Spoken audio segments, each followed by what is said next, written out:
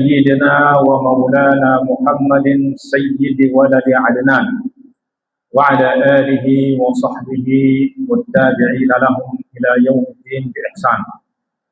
رب اشرح لي صدري ويسر لي أمري واحلل عقدة من لساني يفقه قولي. سبحانك لا علم لنا إلا ما علمتنا إنك أنت العليم الحكيم. أما بعد. Yang dihormati, lagi dikasihi Tuan Pengurusi Masjid Negeri Sabah, Tuan Imam Barisan Ahli Jawatan Kuasa, tuan-tuan, puan-puan, kaum muslimin muslimat sekalian yang dirahmati Allah Subhanahu wa taala.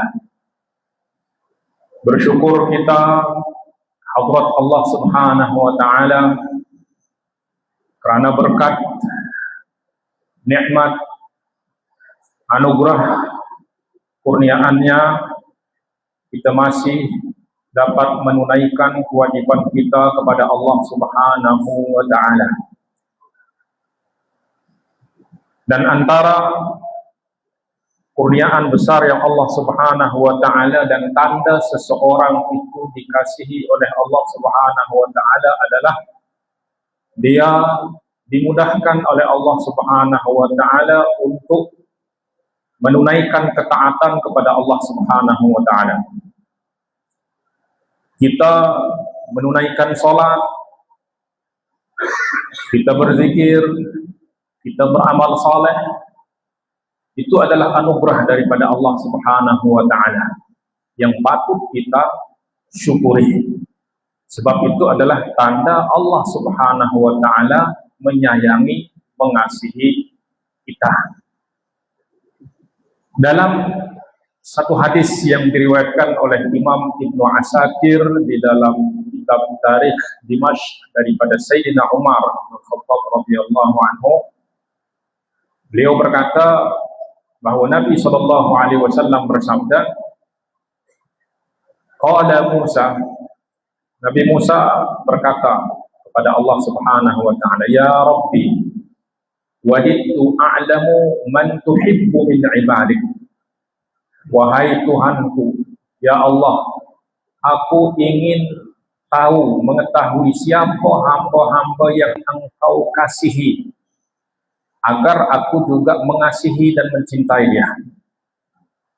Maka Allah Subhanahu wa taala berfirman kepada Nabi Musa, idza ra'aita 'abdi yuksiru zikri fa'lam anni uhibbuhu wa anni azintuhu fi dzalik.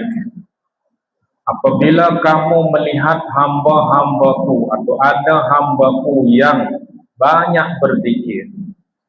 Banyak berzikir maknanya banyak beramal soleh, beribadah kepada Allah Subhanahu wa taala, mengingat Allah Subhanahu wa taala. Maka itu tanda aku mengasihi dia, tanda aku mencintai dia. Wa anni adzintuhu fi dzalika, dan aku yang perkenankan dia untuk berzikir, untuk berbuat baik, untuk beribadah. Sebab kalau Allah Subhanahu wa taala tidak berikan taufik kepada kita, tidak berikan pertolongan kepada kita, tidak gerakkan kita punya hati, maka kita tak akan mampu berbuat kebaikan. Nah, maka tuan-tuan dan puan-puan, ini adalah suatu anugerah di mana kita dimudahkan kaki kita untuk melangkah ke rumah Allah, ke masjid, memudahkan kita untuk beribadah kepada Allah Subhanahu wa taala. Tuan-tuan dan puan-puan yang dikasihi Allah Subhanahu wa taala, sekarang kita berada di bulan Safar. Bulan Safar adalah bulan kedua di dalam bulan Islam. Apa yang kita ketahui tentang bulan Safar?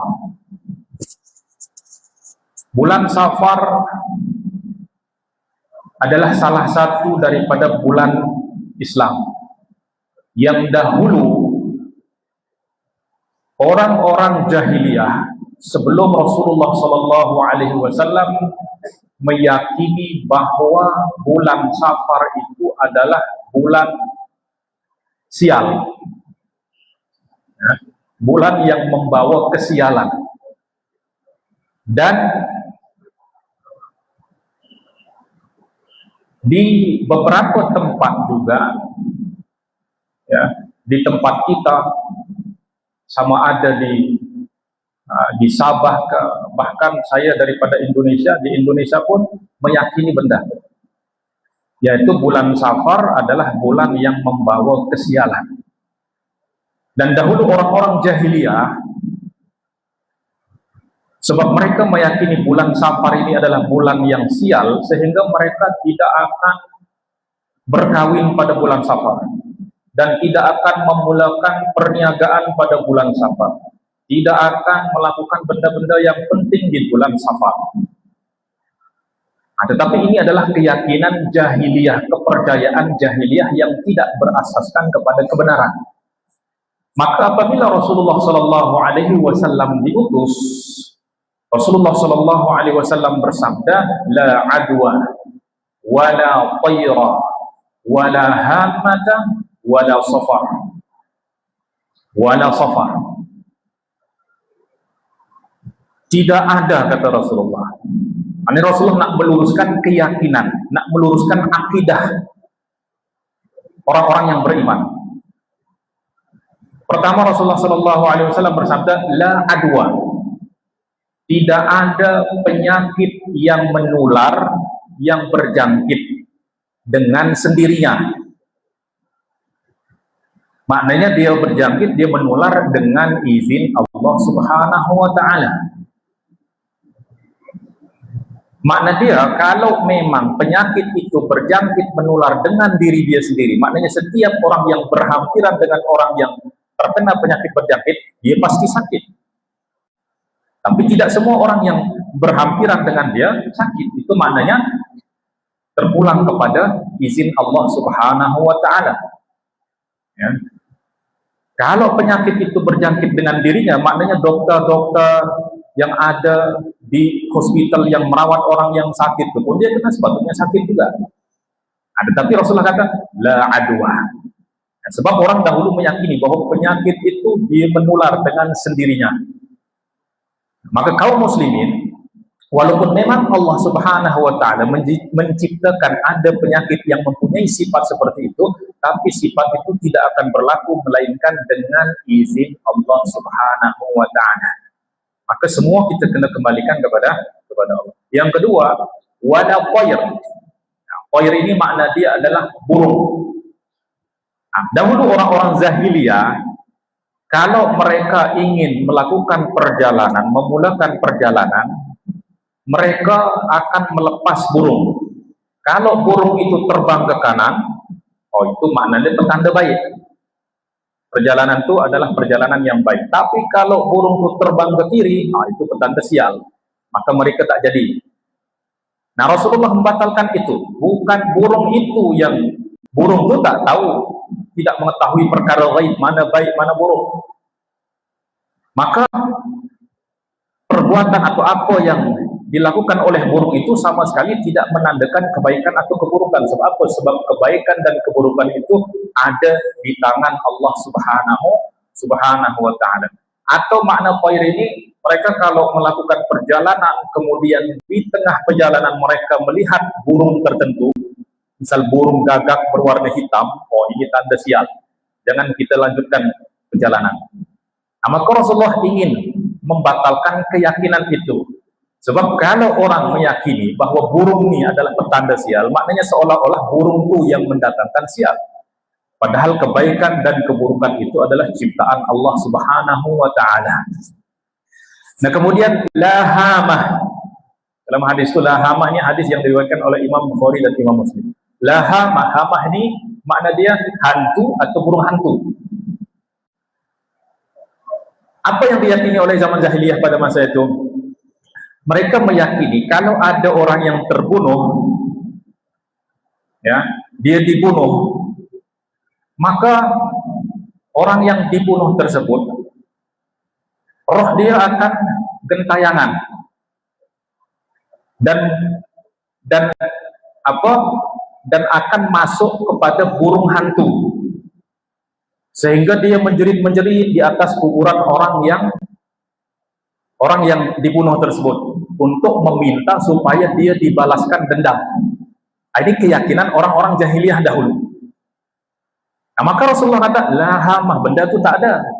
Sebab apa? Sebab orang yang sudah mati, dia tak ada urusan lain di alam barzakh. Dah berdepan dengan malaikat mungkar nakir, kemudian naim, sama ada kenikmatan kubur ke atau azab kubur. Mereka tidak ada urusan lagi dengan orang yang ada di dunia. Maka Rasulullah membatalkan.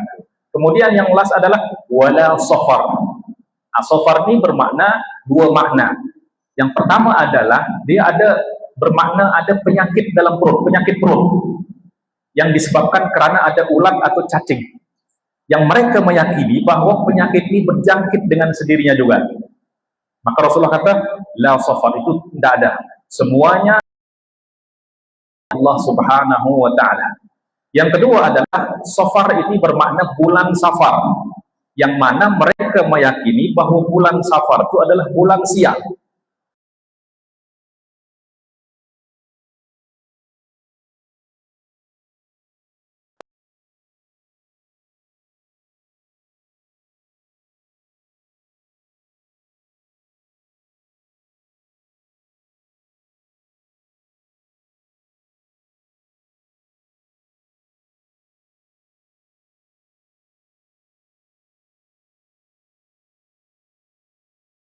Buat. Maka Rasulullah membatalkan itu. Nah, sayangnya adalah bahwa sebahagian daripada keyakinan jahiliyah ini sampai ke tempat kita, sehingga meyakini bulan Safar itu adalah bulan yang membawa kesialan. Sehingga apa yang berlaku di beberapa tempat, ya, kalau di Jawa mereka ada sebut dengan wekasan Rabu, maknanya Rabu wekasan, maknanya Rabu yang di sana ada balak. Maka apa yang mereka buat? Mereka mandi di laut, di sungai untuk menolak, tujuan dia untuk menolak balak pada hari Rabu terakhir. Saya dengar di Sabah pun masih ada benda. Ada enggak? Ada. Di mana-mana ada. Bahwa mereka meyakini dengan mereka melakukan itu Allah menolak balak, dan itu pada hari Rabu. Padahal kalau kita baca hadis-hadis Rasulullah, justru hari Rabu itu adalah hari yang diberkati oleh Allah Subhanahu wa ta'ala. Hari yang diberkati. Baik. Dalam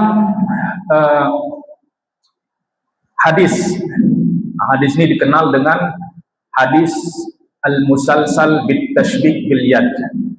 Musalsal itu maknanya semua perawi melakukan benda yang sama, daripada Rasulullah kepada sahabat, sahabat kepada tabi'in. Yaitu apa?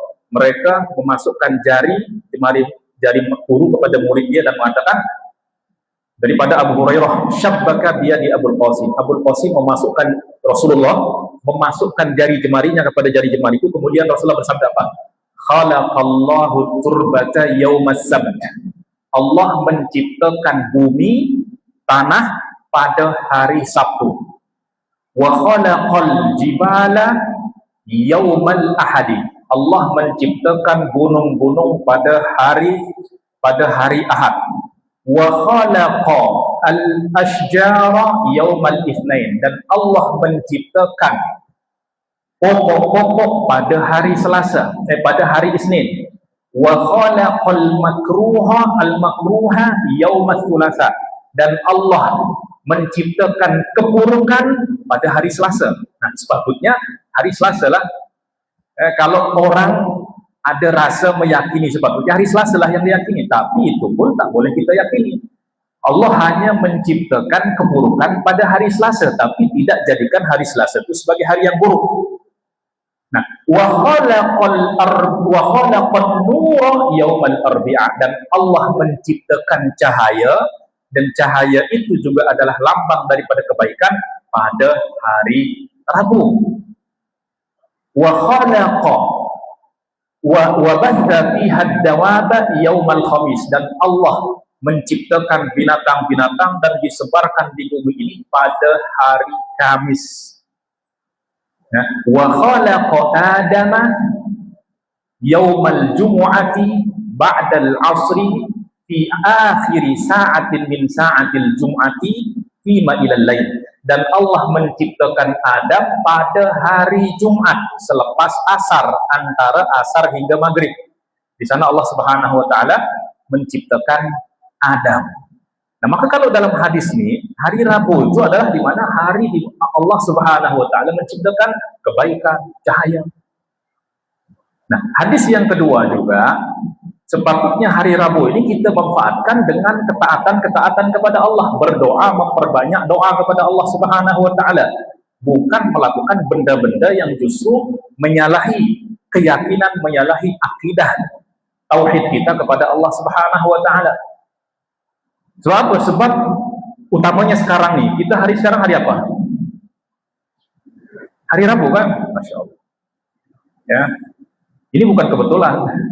Ini bukan kebetulan. Allah Subhanahu wa taala sudah takdirkan kita berjumpa di masjid hari Rabu selepas zuhur hingga asar, antara zuhur dan asar, dan ini adalah waktu yang mustajab untuk berdoa. Ya, hadis yang tadi diriwayatkan oleh Imam Muslim, yaitu hadis yang sahih. Nah, berkenaan dengan waktu yang mustajab pada hari Rabu ini, nah, maknanya hari Rabu ini adalah hari yang Allah Subhanahu wa taala, kalau kita berdoa di sana dan kita betul-betul meyakini, Allah akan perkenankan doa. Ada tak hadisnya? Ada. Hadis yang diriwayatkan oleh Imam Ahmad dan Imam Al-Bazzar daripada Jabir ibni Abdullah radhiyallahu anhuma, Rasulullah sallallahu alaihi wasallam, ya, anna Rasulullah sallallahu alaihi wasallam da'a fi Masjidil Fathi yaumal Itsnaini wa yaumal Tsulatsa fastujiba lahu yaumal Arbi'a. Rasulullah pernah berdoa di Masjid Al-Fatah yang ada di Madinah, yang dikenal dengan Al-Masajid As-Sab', salah satu daripada tujuh masjid. Pada hari Isnin, Rasulullah berdoa dengan satu permohonan, tapi belum diperkenankan oleh Allah. Berdoa kembali pada hari Selasa, belum diperkenankan oleh Allah Subhanahu wa taala. Dan berdoa pada hari Rabu selepas zuhur, antara zuhur dan asar, maka Allah Subhanahu wa taala fastujiba lahu, Allah perkenankan doanya. Allah perkenankan doanya. Wa urifal bishru fi wajhi Rasulillah. Dari mana kami tahu Rasulullah itu diperkenankan doanya? Daripada wajah Rasulullah yang berseri-seri selepas berdoa. Maka kata Jabir, sahabat yang meriwayatkan ini, famundu, semenjak hari itu, tidaklah aku mempunyai perkara penting, perkara besar yang aku hadapi, yang menimpa aku, kemudian aku berdoa pada waktu itu, yaitu pada hari Rabu antara zuhur dan asar, melainkan Allah perkenankan doaku. Nah, ini boleh kita coba, tapi dalam keyakinan tidak boleh kita coba, kita kena yakini. Ya, kepada Allah, ya aku akan coba, betulkah? Betul ke tidak betul? Tidak boleh. Kalau kepada Allah kita tidak boleh coba-coba, sebab coba-coba itu maknanya kita ragu, nak membuktikan betul ke tak betul. Allah ingin kita yakin. Yang perlu dicoba itu adalah kita. Allah tidak perlu dicoba. Allah itu mesti dengan keyakinan. Sebab dengan keyakinan kita itu Allah Subhanahu wa taala akan beri. Ya. Bahkan dengan keyakinan ini Allah Subhanahu wa taala akan perlihatkan kepada kita kuasanya yang luar biasa, yang mungkin tak masuk akal. Berkat keyakinan. Satu contoh, Imam Tirmizi, dia pernah bercerita. Imam Tirmizi adalah salah satu ulama hadis yang menyusun kitab Sunan At-Tirmizi. Bukan salah satu daripada kitab-kitab hadis yang induk. Dia bercerita suatu hari dia berada di Masjidil Haram yang masa itu ramai sangat manusia di sana. Kemudian apa dia kata dia? Fahabasanil baulu yawman wa ana fi Masjidil Haram. Aku habasanil baul, maknanya aku sangat ingin nak buang air kecil masa aku berada di tengah Masjidil Haram. Fakhashitu an amra, tapi aku takut sebab tandas tu jauh. Kalau aku melintas, aku takut nanti kencing aku keluar sebab dah tak tahan. Ya, khashitu an amra. Tapi aku diam pun tak tahu nak buat apa. Maknanya nak berjalan jauh juga kencing keluar, nak diam juga kencing keluar. Ya, betul-betul tak tahu nak buat apa. Kemudian dia kata apa? Fatadzakkartu qaulan Nabi sallallahu alaihi wasallam. Maka aku teringat sabda Nabi sallallahu alaihi wasallam, ma'u zamzam lima syuriba lahu. Air zam-zam itu khasiat dia mengikut kepada apa niat kita minum dia.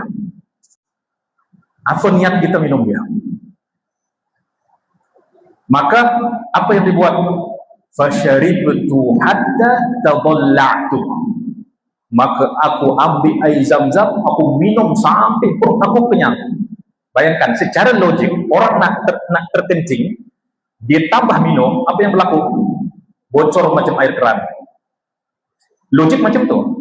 Tetapi dengan keyakinan dia kepada hadis Nabi SAW bahwa khasiat daripada air zam-zam itu tergantung kepada niat kita minum apa. Maka dia niatkan, aku minum supaya Allah hilangkan rasa aku nak buang air kencing. Selepas itu apa kata dia?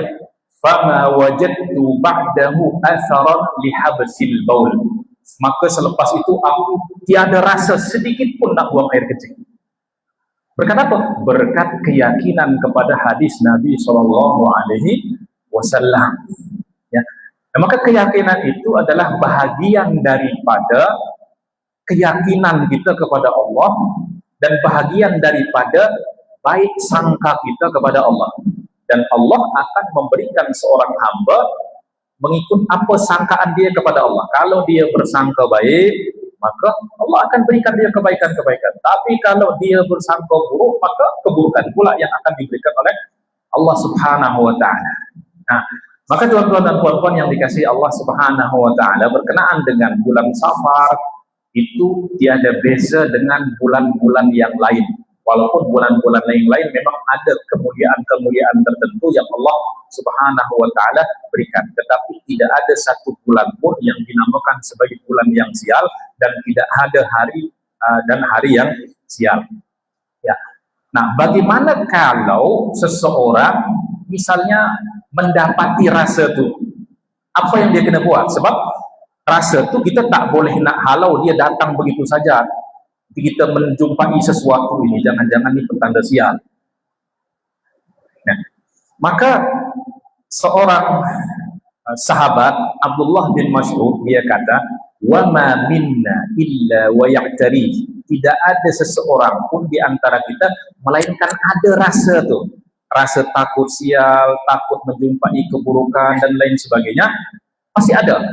Walakin yudhibuhullahu bitawakkul. Tetapi Allah akan menghilangkan rasa itu dan menghilangkan kesan daripada ketakutan itu dengan kita bertawakal, berserah kepada Allah Subhanahu wa ta'ala. Nah, maka dengan hadis yang tadi kita baca itu, Rasulullah ingin meluruskan keyakinan kita kepada Allah bahwa kebaikan dan keburukan tidak mungkin berlaku melainkan atas izin Allah Subhanahu wa taala. Dan apabila kita takut kepada keburukan, Allah juga yang ciptakan rasa takut itu dalam diri kita. Tapi bukan supaya kita menyerah pada rasa takut itu, tapi supaya kita kembali memohon perlindungan kepada Allah. Jadi Allah ciptakan rasa takut dalam diri kita itu ada hikmah, ada tujuan. Tapi bukan untuk kita jadi orang yang penakut, tetapi supaya kita memohon perlindungan kepada Allah Subhanahu wa ta'ala. Sebab dalam keyakinan kita, tidak ada sesuatu pun yang berlaku di semesta alam ini melainkan dengan kehendak Allah Subhanahu wa taala. Itulah sebab dalam rukun iman kita yang keenam, di sana disebutkan apa? Rukun iman yang keenam, beriman kepada takdir yang baik atau yang buruk. Maknanya semuanya datang daripada Allah Subhanahu wa taala. Nah, maka apa yang mesti kita yakini di dalam dunia ini?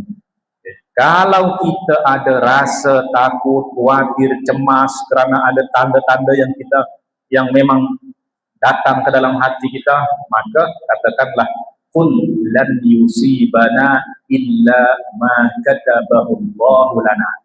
Katakanlah tidak akan menimpa kami melainkan apa yang sudah ditakdirkan oleh Allah Subhanahu wa taala. Ya, dan ingat apa yang Allah takdirkan itu pasti baik bagi hamba. Sama ada hamba memandang itu tak baik. Sebab apa? Sebab pandangan kepada takdir baik tak baik itu adalah menurut pandangan kita. Kalau di sisi Allah, Allah itu maha baik. Takkan ada sesuatu yang tak baik.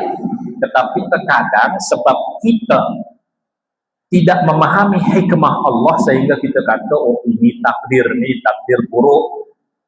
Padahal semua datang daripada Allah Subhanahu wa taala, dan di sebalik apa yang Allah takdirkan pasti ada hikmah. Pasti ada hikmah. Ya. Nah, maka keyakinan kita kepada Allah Subhanahu wa taala ini yang akan menjadikan hidup kita menjadi tenang, hidup kita menjadi sejahtera, ya. Dan keyakinan-keyakinan yang menyalahi tauhid akidah kita kepada Allah Subhanahu wa taala, semua itu akan menjadikan hati kita tidak tenang. Oleh sebab itu para ulama mengajarkan kita tauhid, ya. Ahlus sunnah wal jamaah mengajarkan kita tauhid di dalam kitab yang disebut Kharidah Bahiyah. Imam Ad-Datil mengatakan walaysa fit ta'thir walaysa lil fi'li fit ta'thir illa lil wahidil qahar. Tidak ada yang boleh memberikan pengaruh daripada satu perbuatan melainkan hanya Allah Subhanahu wa taala. Hanya Allah Subhanahu wa taala. Dialah satu-satunya zat yang boleh memberikan pengaruh di dalam setiap perbuatan. Kalau kita berbuat itu hanya ikhtiar saja. Kita hanya berikhtiar saja. Kita bekerja, kita mencari rezeki. Yang bagi rezeki itu Allah Subhanahu wa taala, bukan kerja kita, bukan usaha kita, tapi Allah yang berikan kita rezeki melalui ikhtiar, melalui usaha kita. Dan kita hanya mampu berikhtiar. Natijah ataupun buah daripada usaha kita bukan di tangan kita, tetapi Allah yang menentukan. Nah, sehingga orang kalau dia punya keyakinan yang kuat, hati dia akan tenang. Sehingga apabila dia berusaha, kemudian Allah berikan usaha dia berjaya, membawa natijah, membawa hasil, ada buah, dia akan mengatakan alhamdulillah. Kalaupun usaha dia tidak berjaya, maka dia akan kata, ya, mungkin belum tiba masanya Allah mentakdirkan untuk aku, sehingga dia tenang. Sebab orang kalau dia terlampau bergantung kepada usaha dia, kepada kiraan dia, maka dia akan sering membawa seseorang kepada kecewa. Sebab terlalu berharap tinggi kepada usaha yang dia lakukan. Tapi kalau orang berserah kepada Allah Subhanahu wa taala, dia diberi kebaikan, alhamdulillah. Ya, kalaupun tidak diberikan kebaikan, mungkin belum masanya Allah berikan, atau Allah menghalau sesuatu yang tidak baik yang mungkin saya tak tahu. Dia akan selalu kembalikan kepada Allah Subhanahu wa taala sehingga hati dia jadi tenang, tidak gusar, ya, tidak terumbang-ambing di dalam perasaan yang tidak menentu. Baik jemaah yang dimuliakan Allah Subhanahu wa taala, jadi kesimpulan dia adalah Bulan Safar adalah salah satu bulan daripada bulan Allah Subhanahu wa taala, dan bulan Rabu yang diyakini adalah hari di mana akan didatangkan balak sehingga orang melakukan benda-benda yang tidak ada asas di dalam syariat. Ternyata di sana adalah hari yang berkat. Saya khawatir ini adalah cara orang-orang ataupun musuh-musuh Islam untuk menghalau kita daripada melakukan ketaatan pada hari yang sepatutnya Allah Subhanahu wa taala beri keberkatan. Seperti hari Rabu, hari Rabu. Mereka yakini itu adalah pada bulan Safar, hari Rabu terakhir adalah hari kita kena tolak balak. Kalau kita tak buat maka ada balak besar yang akan datang. Tidak. Di sanalah sepatutnya kita gunakan untuk ketaatan kepada Allah Subhanahu wa taala, sehingga Allah Subhanahu wa taala akan beri keberkatan di dalam hidup kita. Nah, maka itulah pentingnya tuan-tuan kita memperbaiki keyakinan kita, tauhid kita kepada Allah Subhanahu wa taala, supaya apa? Supaya kita tidak dijadikan oleh Allah Subhanahu wa taala sebagai orang yang sentiasa cemas dalam hidup dia, bimbang, khawatir dan seumpamanya. Tetapi berserah kepada Allah Subhanahu wa taala akan memberikan ketenangan ke dalam hati kita. Semoga Allah Subhanahu wa taala melimpahkan kepada kita taufik untuk sentiasa dekat kepada Allah, taat kepada Allah, dekat kepada Allah Subhanahu wa taala, dan kita gunakan kesempatan ini untuk kita berdoa kepada Allah Subhanahu wa taala, karena seperti dalam hadis yang tadi, yang sebahagian ulama mengatakan hadis itu adalah hadis yang sahih, ada yang menyatakan hadis yang hasan, di mana hari Rabu adalah hari selepas zuhur dan asar adalah waktu yang mustajab, Allah memperkenankan doa. Maka kita tutup majlis ini dengan kita sama-sama berdoa kepada Allah Subhanahu wa taala, semoga doa kita menepati takdir Allah Subhanahu wa taala sehingga Allah mustajabkan doa-doa kita. Bismillahirrahmanirrahim. Alhamdulillah hamdan katsiran thayyiban mubarakan fihi. Ya Rabbana lakal hamdu kama yanbaghi li jalali wajhika wa 'azimi sultanik. Allahumma salli ala sayyidina Muhammadin abdika wa rasulika an-nabiyil ummi wa ala alihi wa sahbihi wa sallim taslima. Allahumma ya muqallibal qulub tsabbit qulubana ala dinik. Allahumma tsabbitna bil qawli tsabit fil hayatid dunya wal akhirah. Allahumma ja'al jam'ana hadza jam'an marhuma. Ya Allah, jadikanlah perkumpulan kami sebagai perkumpulan yang Engkau rahmati, yang membawa kami kepada rahmat-Mu ya Allah. Wa ja'al tafarruqana min ba'dihi tafarruqan ma'suman bainana. Jadikanlah perpisahan kami selepas majlis ini sebagai perpisahan yang Engkau pelihara, yang Engkau jaga ya Allah. Wa la taj'al fina syaqiyyan wa la mahruma. Dan janganlah Engkau jadikan salah seorang daripada kami sebagai orang-orang yang celaka, yang mendapat keburukan ya Allah. Allahumma kama jama'tana ya Allah, sebagaimana Engkau himpunkan kami di rumah-Mu ya Allah, di taman-taman surga-Mu di dunia ini ya Allah. Himpunkanlah kami di hari kiamat nanti di taman-taman surga-Mu di dalam surga Firdaus al-A'la ya Allah. Allahumma barik lana ya Allah, berkati kami pada hidup kami, pada agama kami, pada amalan kami, pada keluarga kami, pada harta kami, pada usaha kami, pada perniagaan kami, pada anak-anak kami ya Allah. Sesungguhnya tidak memberi keberkatan melainkan Engkau ya Allah. Rabbana ighfir lana dhunubana wa liwalidina warhamhum kama rabbawna shighara. Rabbana atina fid dunya hasanatan wa fil akhirati hasanatan wa qina adzabannar. Ya Allah, sesungguhnya kami mendengar hadis Rasulullah sallallahu alaihi wasallam yang mana menyatakan hari Rabu antara zuhur dan asar adalah hari yang mustajab untuk berdoa ya Allah. Maka kabulkanlah, perkenankanlah doa-doa kami. Innaka ala kulli syai'in qadir. Wa sallallahu ala sayyidina Muhammadin wa ala alihi wa sahbihi wa sallam. Subhana rabbika rabbil izzati amma yasifun wa salamun ala al-mursalin walhamdulillahi rabbil alamin. Wassalamualaikum warahmatullahi wabarakatuh.